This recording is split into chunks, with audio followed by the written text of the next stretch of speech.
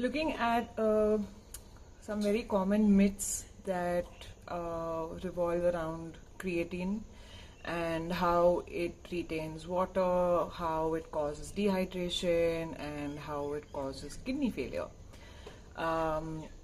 These myths have kind of been there since the time the supplementation of creatine started. And it is unfortunate that even though creatine is still widely used, these myths still find their way on various platforms, and I'm not sure why they even exist, because a lot of it is not true either. So when we are looking at water retention, right, so there is this whole scenario where people want to drink tons and tons of extra water because creatine is, drawing excess water into your muscles and things like that. What we need to understand is that the whole point of creatine is to draw water to your muscles, right?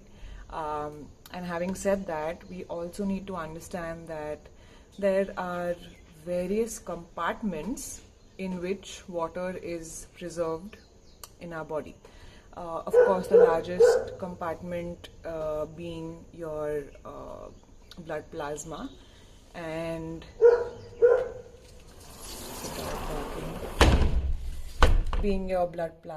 and of course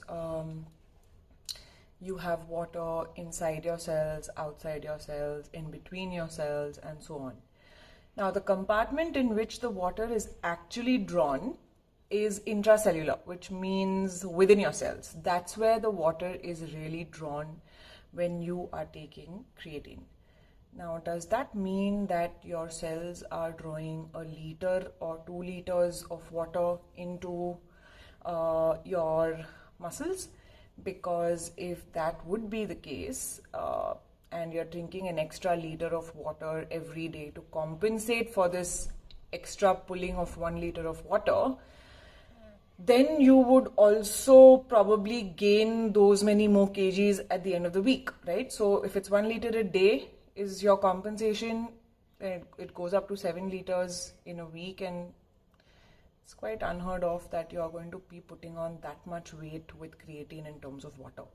So yes, it holds water in the body. That is the whole purpose of creatine, right? So that you look more full.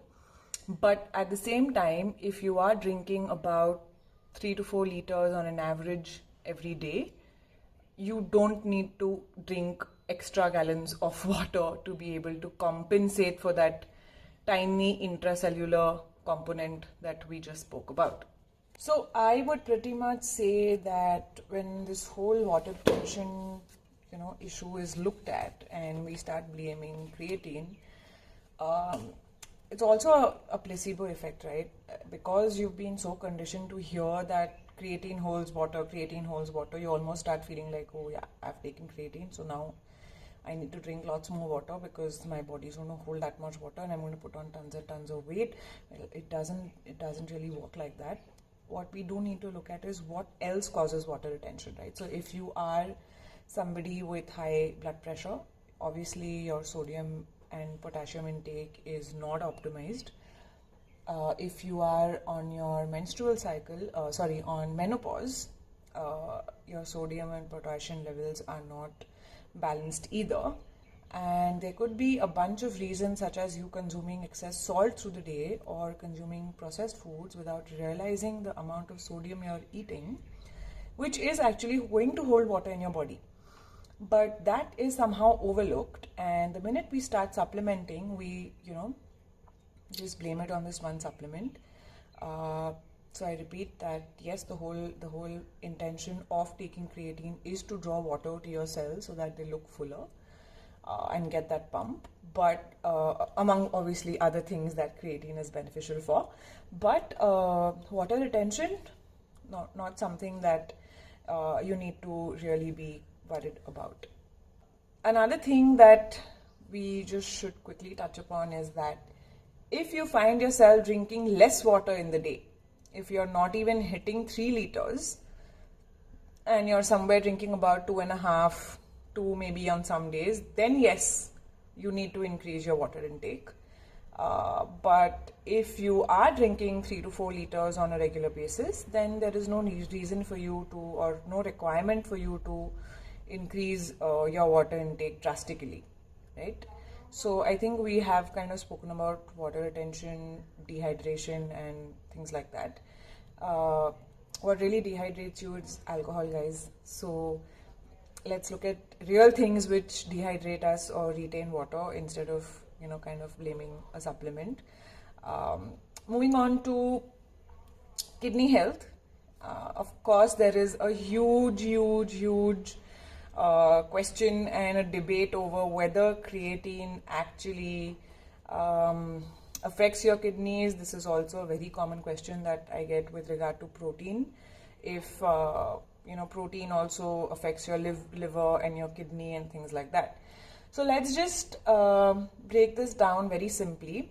The first thing we need to understand is the job of creatine is to draw water to your body, to your muscles intracellularly, and the job of the kidney is to filter waste products out of your body and excrete them, right? Now, is it true that your creatinine, which is the waste product of creatine, can only be high if you are consuming creatine? Not at all. So there are many patients or just people with bad habits who have high creatinine levels, or let's say high amounts of waste in the body, basically pertaining to what they eat, whether it is digested properly, whether it has been absorbed properly, right? And if what you're eating is not getting digested and absorbed properly, it is obvious your body is going to produce a larger amount of waste. And this waste is going to show up in your high creatinine levels, probably sometimes even high uric acid. Is there a direct connection between eating eating meat and extreme levels of creatine or creatinine? Well, no. I think I'm somebody who does my blood checks every 3 to 6 months. And of course, it is important for you to keep checking whether your liver is functioning properly, whether there is enough of your B12, whether your thyroid panel is fine, whether your glucose is fine, and all of those things. And I think my kidneys and my filtration rate of the kidneys and my creatinine levels seem just fine, even though I am quite a hardcore non-vegetarian and I consume good amount of protein on a regular basis, somewhere between 120 to 130 grams a day. The point here is that even if you're eating high protein and even if it is creating extra creatinine, the job of your kidney is to flush it down and remove that waste from your body. The second part of this is, if you have an underlying kidney issue wherein which your filtration rate is not optimal, then it is obvious that high levels of creatinine is going to be harmful for you because your kidney is not able to detox properly, right? So there are two aspects. One, if you are a healthy person with a healthy kidney, taking creatine, eating meat is not going to affect your kidney because your kidney is going to flush out all that waste and excrete it out. But if you have an underlying kidney issue and your filtration rate is not as per the optimal standards, then consuming creatine or high amounts of protein may be harmful for you, because that is when excess protein seeps into your kidney valves and your liver valves, and also your kidney is not able to function properly, which is why it is hard for it to throw out the waste. A very interesting study that I read recently actually was a surprise to me, because creatine was given to dialysis patients to get rid of muscle cramps, right? I mean, logically it makes sense that everyone knows that your muscles may cramp and you may feel cramps if you are dehydrated or if you're not drinking enough water, right? Irrespective of whether you take creatine or not.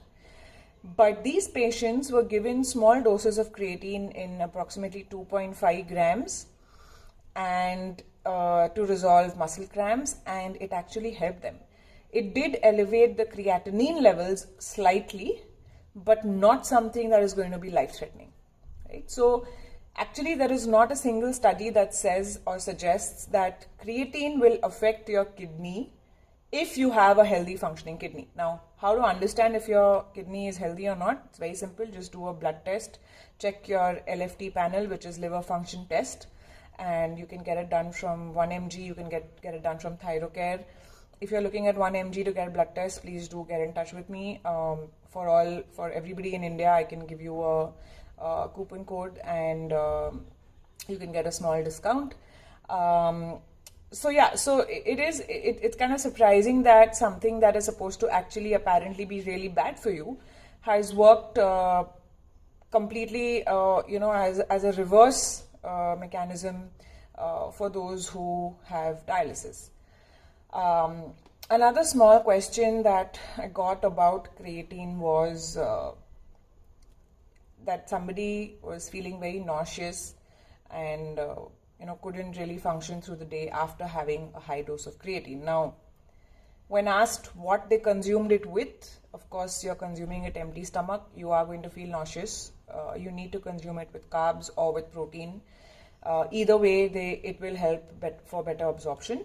So just ensure that you have watched both of these videos, and you're aware of what creatine is, what it does, how it works, what are the do's and don'ts. Should you be consuming it? Should you not be consuming it? Do you have a regular blood test that you've done? Do you want us to have a look at your blood test and advise better?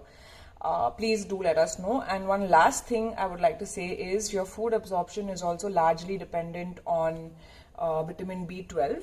So if you have a deficiency of vitamin B12 and you let's say have high levels of creatinine in the body, there is definitely a correlation there, because if B12 is deficient, then your absorption and digestion of protein is going to get impaired, due to which there may be a high amount of waste that is generated in the body. Hope this was helpful. Catch you guys soon. Oh, and before I sign off, another very important aspect that I completely forgot. I have my notes here, guys.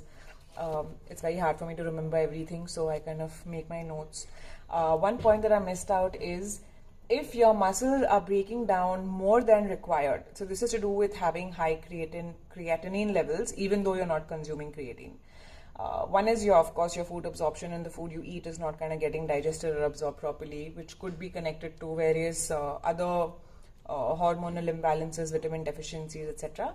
But very, very important is if you are overworking yourself and not taking the right antioxidants and multivitamins that we have recommended, there are chances of your muscles breaking down more than required. So the catabolism or the breakdown of muscle, if you are in a situation where your muscles are really, really breaking down much more than required, then there will be a high amount of creatinine that is released. So this is where micronutrients come into play.